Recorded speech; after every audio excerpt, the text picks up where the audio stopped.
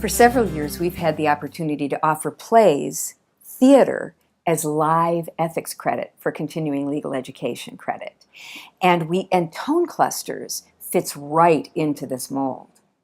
Because when attorneys are dealing with high-profile media cases, or cases with any media coverage, the question is, what is and is not an ethical way of approaching this?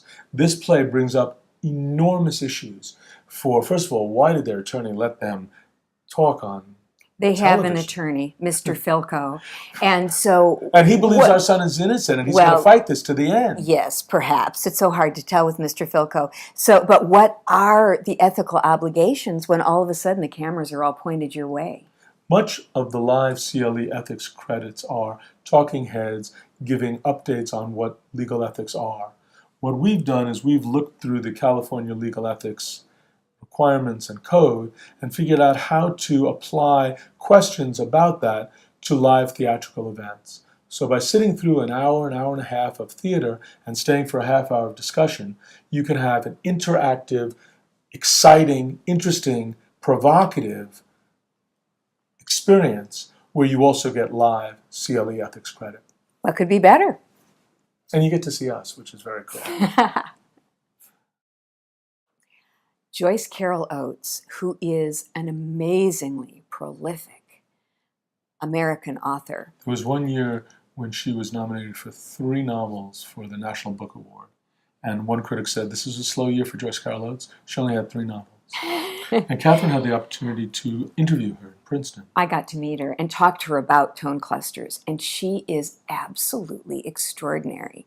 She's so alive, and she's so fascinated by people and the theater. She loves working in the theater. Very few people know that she's a playwright. And I had no idea. She's always written, and she continues to work in the theater. She loves it. She's so... interesting. You know, she talked to me a lot about, she doesn't deal directly with violence, she deals with the aftermath of violence. And I thought to myself, you know, that's so interesting because in the law, we don't necessarily deal with violence, but we are definitely dealing with the aftermath of violence when we talk to our friends who are attorneys. The other thing that's interesting about working on this piece as an actor is it's very nonlinear. Tone clusters is based on musical. There was a movement in music in the early part of the 20th century of music that was called tone clusters. You don't use the sustain pedal on the piano, so none of the chords sustain.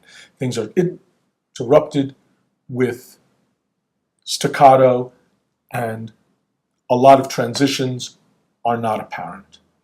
So for us as actors, learning this material has been a real extraordinary journey, an effort and an extraordinary journey.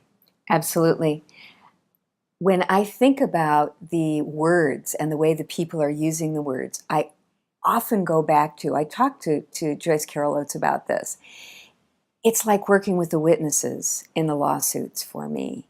It's very similar to witness preparation because we're often dealing with people who can just remember or see little pieces of what happened and they can't see the whole picture anymore. Well, the characters that we play, the couple that we play, are definitely driven by that. They have little pieces of the truth. Sometimes and yet they have phrases and tapes that they play to each other that they repeat over and over. Things that they believe or things that they don't believe. Very similar to when you're dealing with a witness and the attorney says to me, you know, he's thinking that these things happen because this must have been what happened. When attorneys are dealing with that with a witness, that's absolutely what's happening with these people. It was interesting because there's one point where the voice says, when did you move into your house? So that's a very straightforward question, right? But the way people actually remember and think of time, it's not like, oh yes, 1984, we moved into this house. The way most people think was, oh, so there was the year our son was, how old was Jordan? 5? How old he was, what was that year? People remember time not by dates, but by events. Correct. Which is the same, this couple is having that issue. We have that issue all the time in practice as well. It's really amazing. It's great. When we first read Tone Clusters, when I first read Tone Clusters, I immediately fell in love with it. I thought to myself, this is so, she wrote it in 1990, but it could be happening right now. Absolutely could be happening right now. It's like reality television meets the theater. It's such a prescient piece. It was chosen by Ellen Geer, who's the artistic director of the Theatrical and Botanicum in Topanga Canyon. And we've known Ellen for over 30 years. Yeah. I'm privileged to work at the theater. This piece, written in 1990, was before the proliferation of reality programming, before all of the mass shootings throughout the country.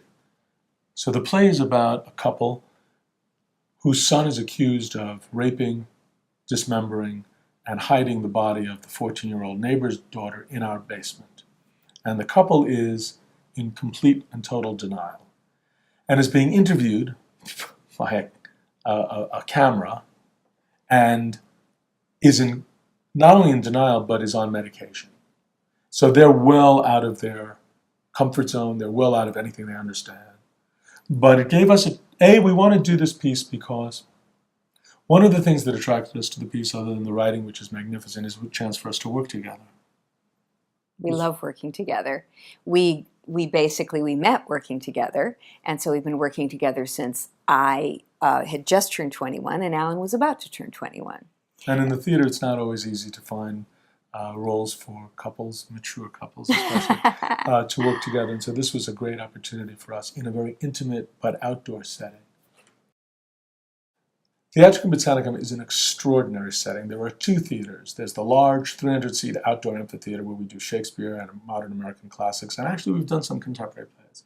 Our play is going to be done in the smaller 140-seat, intimate S. Mark Taper Foundation Theater.